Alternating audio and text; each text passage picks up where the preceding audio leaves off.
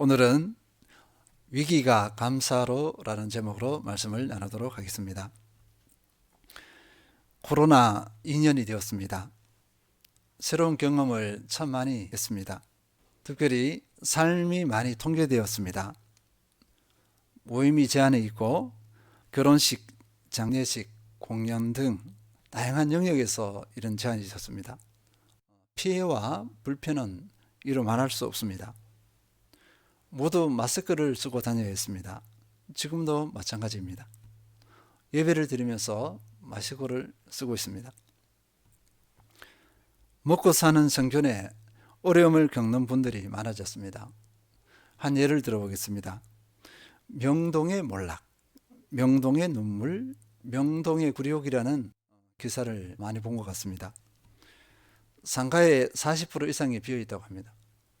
높은 임대료를 낼 수 없어서 그렇게 그 사업을 접을 수밖에 없는 그런 상황이었습니다.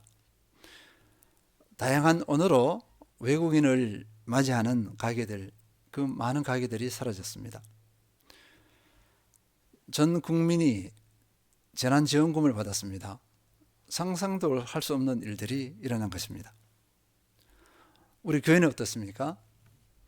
성도들의 신앙 형태가 많이 달라졌습니다. 많은 교회들이 영상 예배를 시작했습니다. 우리도 지금 영상을 찍고 있습니다. 대면 예배의 현장감이 없기 때문에 예배에 대한 만족이 떨어졌습니다. 당연히 예배의 태도가 많이 무너졌습니다. 이런 말씀을 하시는 분이 있었습니다. 처음에 비대면 예배를 드릴 때 양복을 입고 집에서 이렇게 드린 거예요. 마음을 들여서 이렇게 했는데 그 다음 주에 어떻게 했냐면요, 양복이 아니고 평상복으로 이렇게 바뀌었습니다. 그 다음에는요, 추리링으로 바뀌었습니다. 그 다음에 어떻게 했을까요? 예배 드리면서 커피를 마시기 시작한 겁니다. 그래서 그분이 이렇게 했습니다. 도저히 안 되겠다. 이러다가는 내가 큰일 나겠다 싶어서 가장 먼저 교회로 나갔다는 거예요. 대면 예배 자리로. 지금 위드 코로나 시대가 되었습니다. 그런데 예배에 참석하는 사람들은 예전과 같이 그러하지 않습니다. 많은 교회에 자리가 비어있다고 합니다. 문 닫는 교회가 많아졌고, 목회자들이 일자리를 찾아서 주중에 일하고 주말에 사역하는 분들이 많아졌습니다. 우리 뒤편에 있는 교회도 건물을 헐어서 지금 빌라가 지금 건축되고 있습니다. 벌써 2층 올라가고 있어요. 이것이 현실입니다. 그런데 우리 교회에는 더 안타까운 일들, 교회의 위기를 더 가속하는 일들이 여전히 많아지고 있습니다. 교회 내부의 문제입니다. 교회의 세속화, 교회 변절, 교회 타락, 이렇게 많이 요약해서 말합니다. 에스겔 시대에 에스겔이 환상 중에 하나님의 음성을 들었습니다. 그 내용을 보면 이렇습니다. 에스겔 22장 30절 31절 쉬운 번역으로 제가 읽어드리겠습니다. 성벽을 쌓고 내가 그 성을 멸망시키지 못하도록 성이 무너진 곳에 버티고 서서 나를 막을 의로운 사람을 찾았으나 나는 그런 사람을 찾을 수가 없었다. 그래서 내가 분노를 그들 위에 쏟고 내 분노의 불로 그들을 삼켜 그들이 행한 대로 갚아주겠다. 이것은 나 여호와의 말이다. 에스겔이 본 환상, 하나님께 들은 음성은 이스라엘 민족입니다. 이스라엘 민족의 타락이에요. 이스라엘 민족은 지금으로 말하면 교회를 말합니다. 어떻게 타락했느냐 보니까요, 첫 번째가 선지자들의 죄악입니다. 두 번째가 제사장들, 지금으로 말하면 목회자의 죄악이에요. 타락입니다. 선지자, 제사장, 이게 타락하니까 일반 세상의 지도자들이 또 타락하는 거예요. 악을 행합니다. 그리고 마지막으로 어떻게 하죠? 백성들도 악을 행해요. 나라의 총체적 타락입니다. 다시 말하면 지금 교회로 대비한다고 그랬잖아요. 이스라엘은 교회를 비유하는 것인데, 교회의 목회자, 중직자, 성도들이 많이 타락했다, 이렇게 볼 수 있습니다.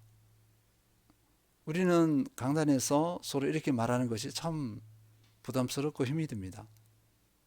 받아들이고 싶지 않아요. 그런데 현실입니다. 회개의 목소리를 내지만 먹혀들지가 않습니다. 한국 교회여 악한 길에서 떠나라 하는 이런 외침들이 많습니다. 외쳐도 들은 채 만차입니다.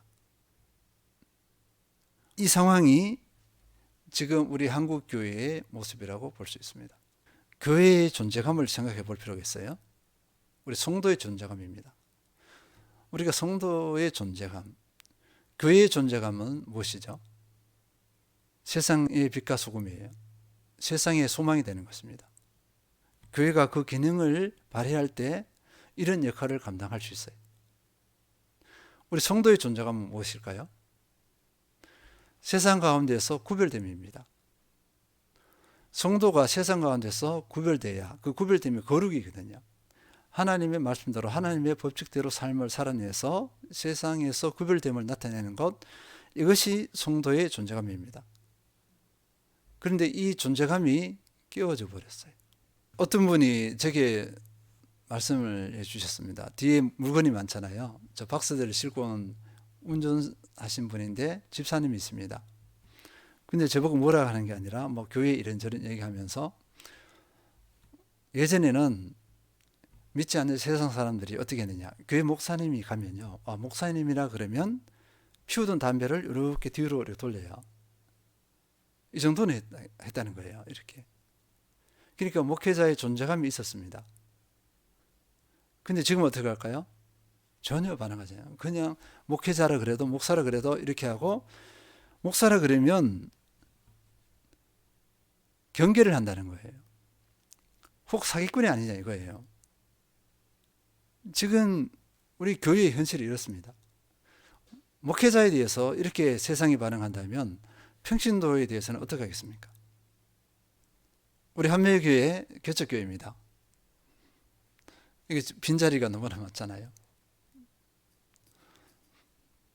우리가 할 일도 많지만 이 현실, 이 지하교회에서 일어나야 되는 그 현실 무게감이 만만하지 않습니다. 다음으로 인생의 무게입니다. 인생의 무게. 우리 각 성도들 한 사람 한 사람의 인생의 무게가 있어요. 이런 모든 상황, 외부적인 상황, 우리 교회적인 상황, 내 인생의, 내 삶의 여러 상황들 가운데서 추수감사주의를 이렇게 맞이했습니다. 우리 성도님들 감사가 이렇게 절로 나오시는 건가요? 다양하실 것입니다. 그런데 우리는 감사를 해야 돼요. 이 감사하는 것이 성경 여러 곳에서 명령이기도 합니다. 범사에 감사하라, 명령이에요. 또 구약의 성경에 보면 하나님 앞에 의무적으로 나가야 하는 것이 있습니다. 유월절, 맥추절, 수장절, 이렇게 3번을 나가야 되는데, 그 하나님 앞에 3번을 나가는 거, 의무적으로 나가는 거, 그것은 뭘 의미하냐면요, 하나님께 감사하러 나가는 거예요. 우리의 상황과 형편이 어떠하든지 하나님께 감사하라. 이것을 어떻게 이해해야 될 것인가? 우리가 먼저 확인해야 될 것은요, 하나님의 선하신 통치입니다. 하나님의 선하신 계획 때문에 그렇습니다. 지금 나의 상황, 우리의 상황, 이 시대 상황이 만만하지 않아요. 그럼에도 불구하고 왜 우리가 감사해야 되느냐? 하나님의 계획, 이 땅을 향한 계획, 또는 한국 교회를 향한 계획, 우리 개인이죠. 우리 개인을 향한 계획, 우리 한매교회를 향한 계획, 그 계획, 통치하심이 선하시다는 것입니다. 우리가 보기에는 세상이 왜 이래 하는 거죠. 세상이 왜 이래? 교회가 왜 이래? 저 사람이 왜 이러는 거야? 안타까워서 서로를 이렇게 공격하기도 합니다. 그럼에도 불구하고 하나님의 우리를 향하신 계획은 선하시다. 이것 때문에 그렇습니다. 지금 내가 경험하고 보는 것들, 이거는 내 눈에 보기에는 만족스럽지 않아요. 그럼에도 불구하고 하나님의 선하심은 이 상황 가운데서도 여전하다는 것입니다. 나를 향한 선하심이 여전해요. 교회를 향한 선하심이 여전합니다. 감사는 무엇을 의미할까요? 이것을 인정하는 것입니다. 다른 말로 말해서 하나님의 절대 주권의 선하심을 인정하는 것. 그래서 내 형편이 어떠하든지 우리의 형편이 어떠하든지 항상 감사하라. 이 말씀이 맞습니다. 그리고 이 명령에 우리는 어떻게 해야죠? 순종해야 합니다. 이 감사는요, 우리가 원하는 것이 잘 풀려나가요. 그때 사람들은 되게 감사하다, 하나님 은혜다 이렇게 합니다.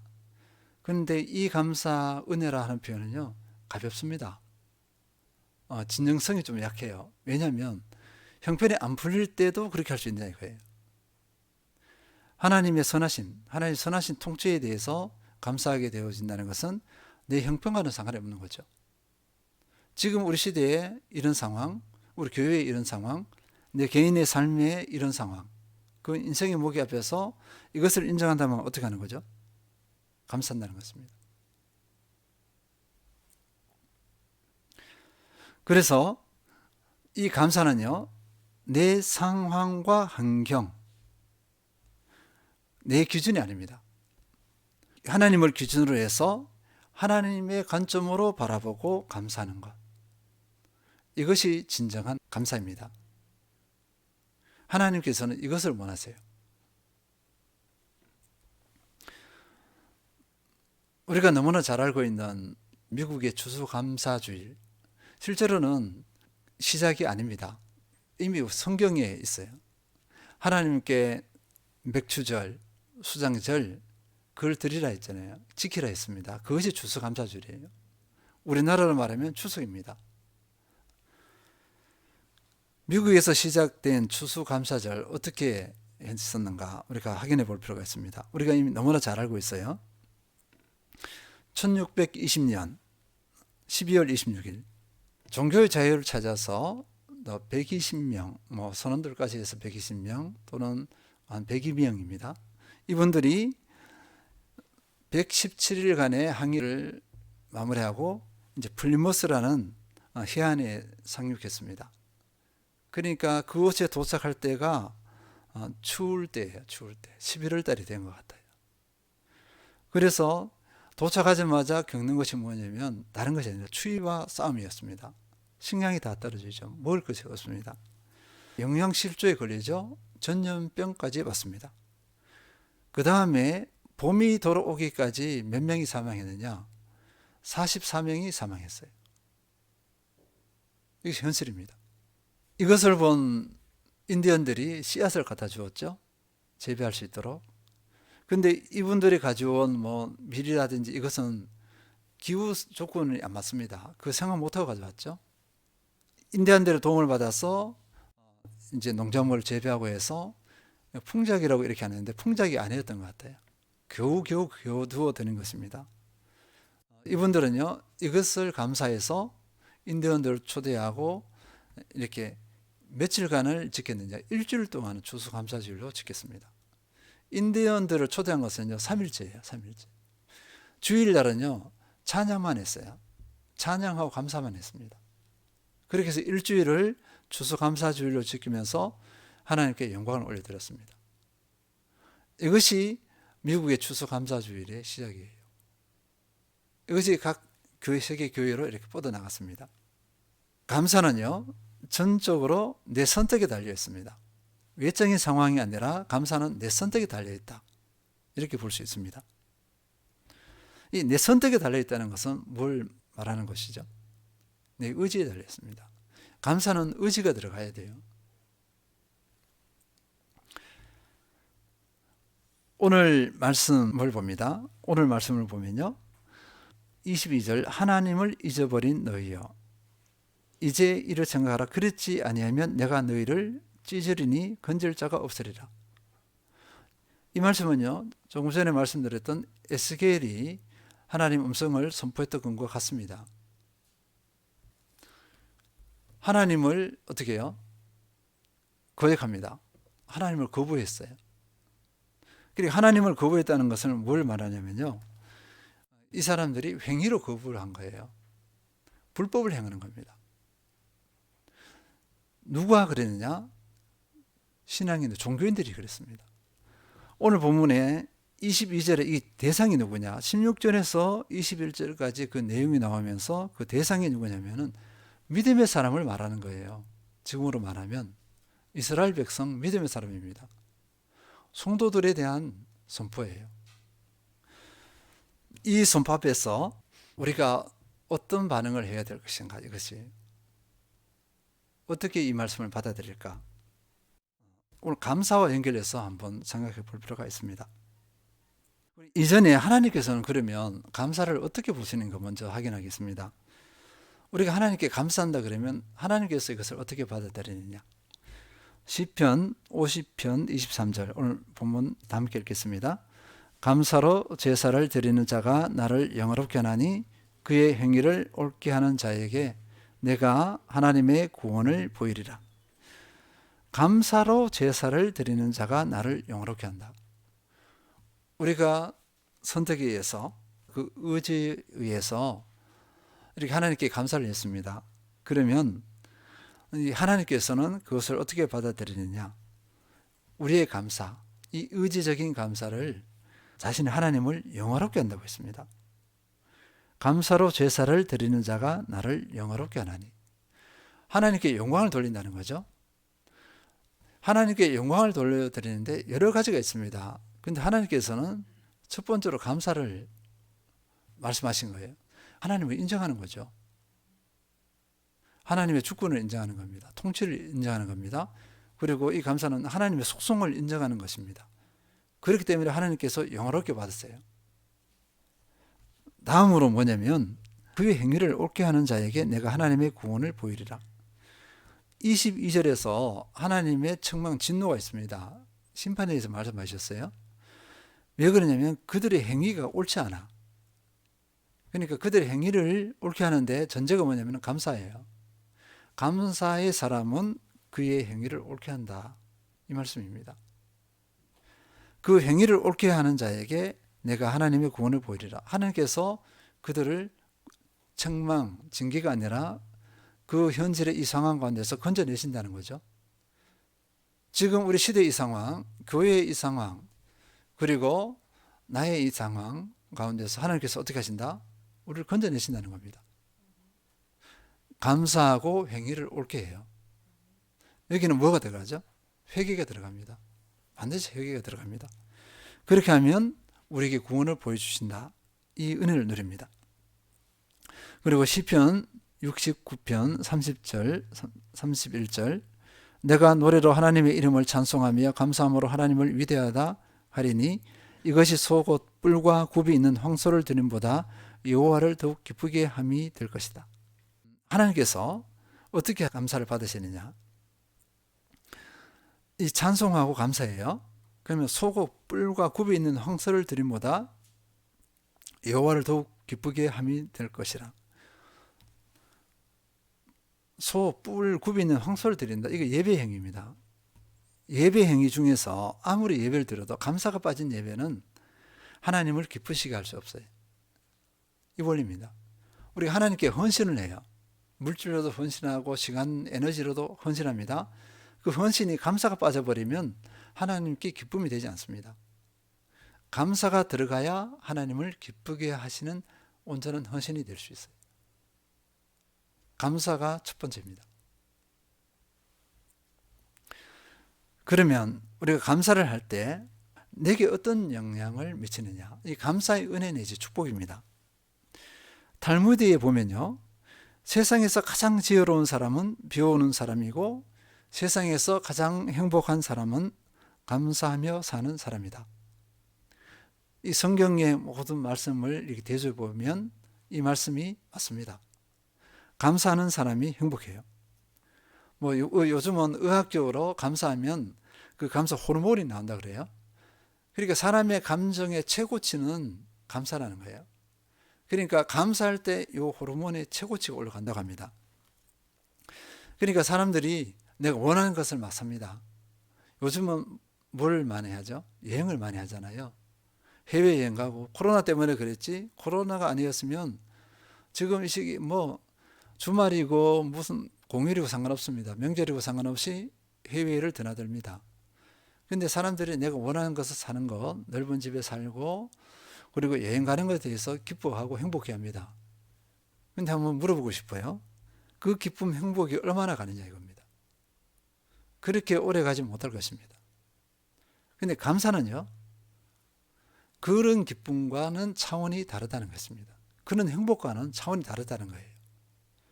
그래서 우리는 감사를 선택하고 의지적으로 어떻게 해요? 감사를 해야 합니다.